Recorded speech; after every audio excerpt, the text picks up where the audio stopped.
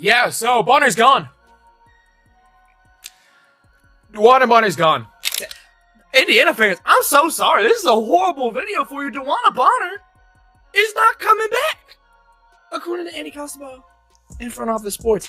There's a huge mystery surrounding Dewanna Bonner and her absence, okay? In this past 4 games, guys, in the past 4 games, Dewanna Bonner has been MIA for the Indiana Fever. It's getting to the point where I'm on my Twitter timeline. The fans are saying that Dewanna Bonner has quote-unquote quiet quit. Okay, they say that she is quiet quitting the Indiana Fever. Dana Bonner just pulled off what might be one of the most shocking moments of the WNBA season, a walkout so sudden and so bold it left fans, teammates, and coaches completely stunned. She didn't just leave the Indiana Fever, she practically disappeared mid-scene like she had already written her exit in a script only she could see. And honestly, maybe she did. Maybe she finally realized that her time and energy were better spent elsewhere than in the middle of what feels less like professional basketball and more like a never-ending season of WNBA reality TV. The question now echoing across the league: was it a calculated power move, a silent protest against the chaos? Or did Dana simply hit her breaking point with the noise, the drama, and the spotlight that seems to focus more on controversy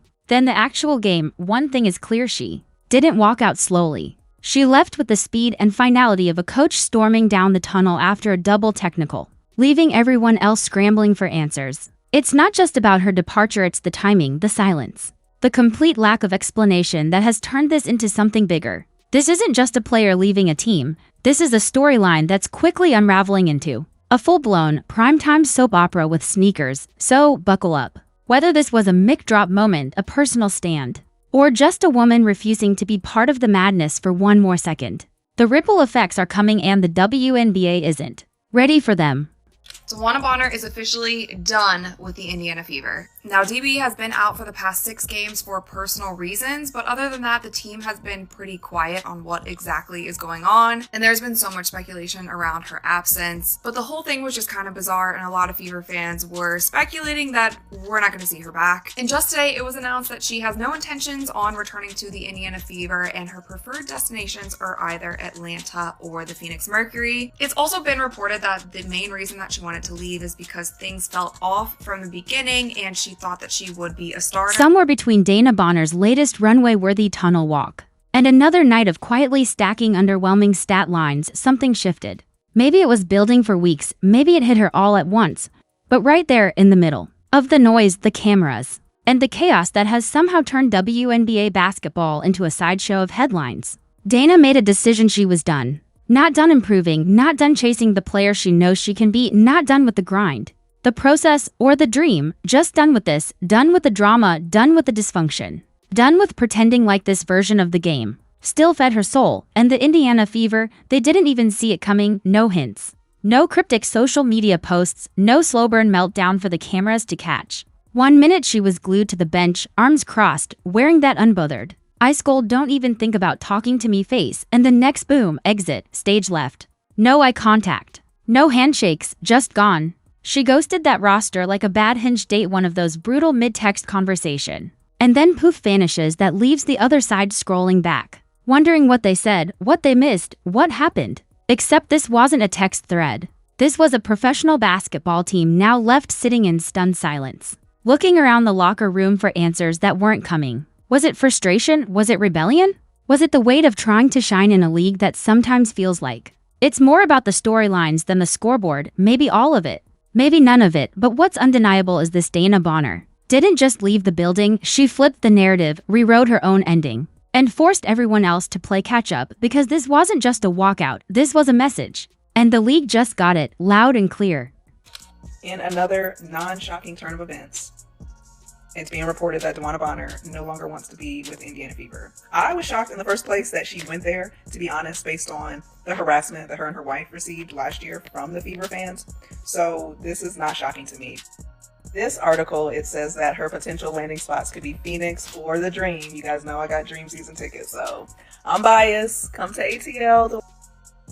He started the season off starting with the Fever and then was promptly benched, and Lexi started in the starting position, so this is all speculation. I don't know, right?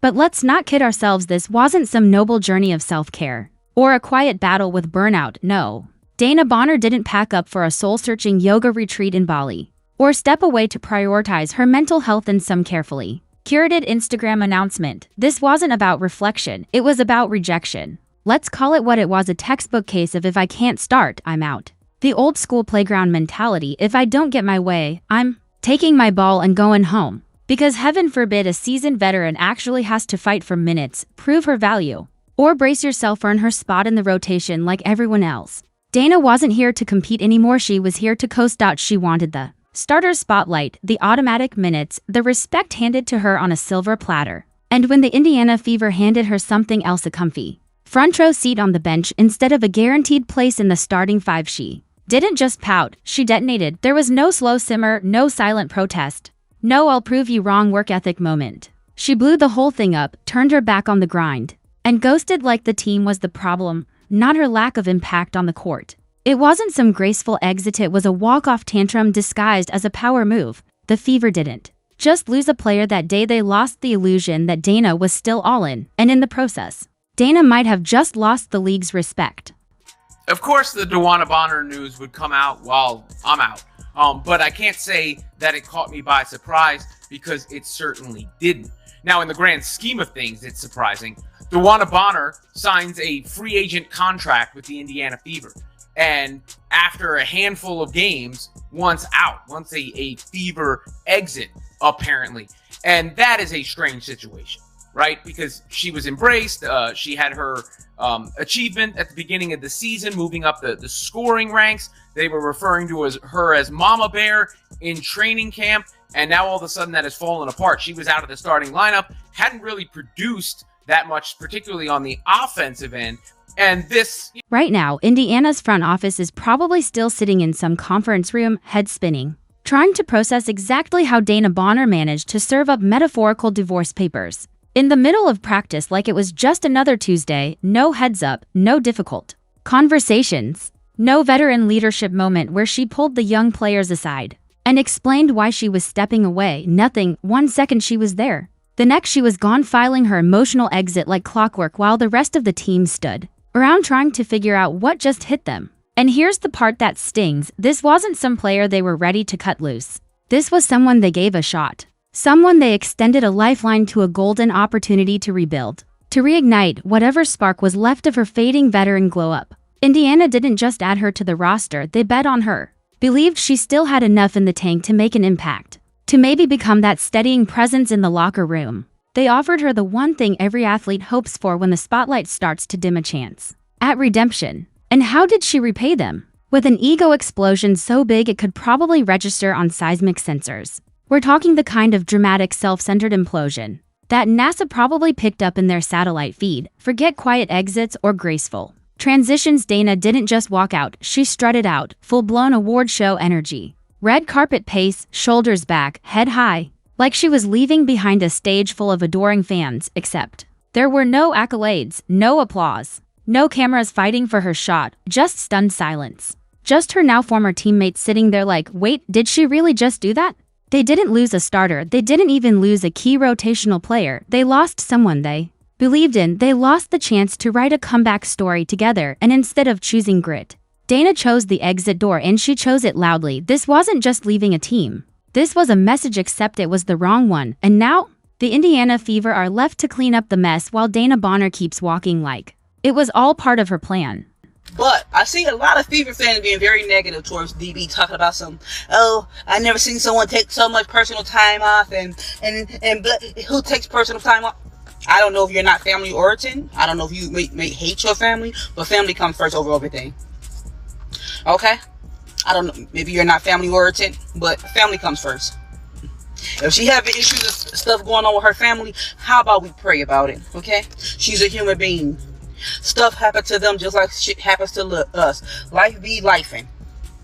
They have shit happen to them just like shit happened to us. So let's not do that. And where is Dana Bonner heading now? Well, apparently, she's out here trying to piece together a WNBA supergroup like she's casting for Destiny's Child. The retirement years, word around the league is she's got her eyes set on Atlanta because, of course she does, it's always Atlanta, the city where fading stars go to feel famous again. Where second acts are less about rings and more about reclaiming headlines. But Dana's not stopping there. To really spice things up, she's reportedly trying to team up with Brittany Griner. Yes, that Brittany Griner, the one deep in her own on-court redemption arc, clawing her way back into the league's good graces. The pairing sounds less like a championship blueprint, and more like the plot of a buddy cop movie where no one actually arrests anyone. They just spend their off days firing off passive-aggressive set tweets at their teammates. In Dana's mind, this is her comeback tour. She seems to think that playing next to Griner will magically revive her career. Like stacking a few triple single stat lines next to BG is going to rewrite her legacy.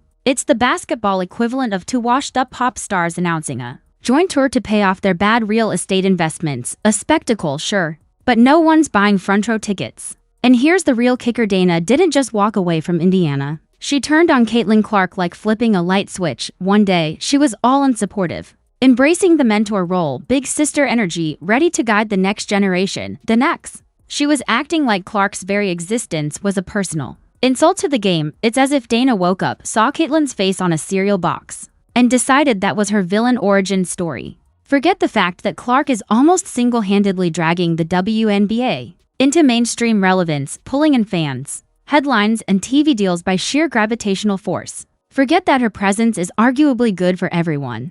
Dana's ego couldn't handle the spotlight shifting even a centimeter away from her, and instead of rising to the moment, she rewrote herself as the opposition. Some comebacks start with grind. Dana seems to be starting with grudges.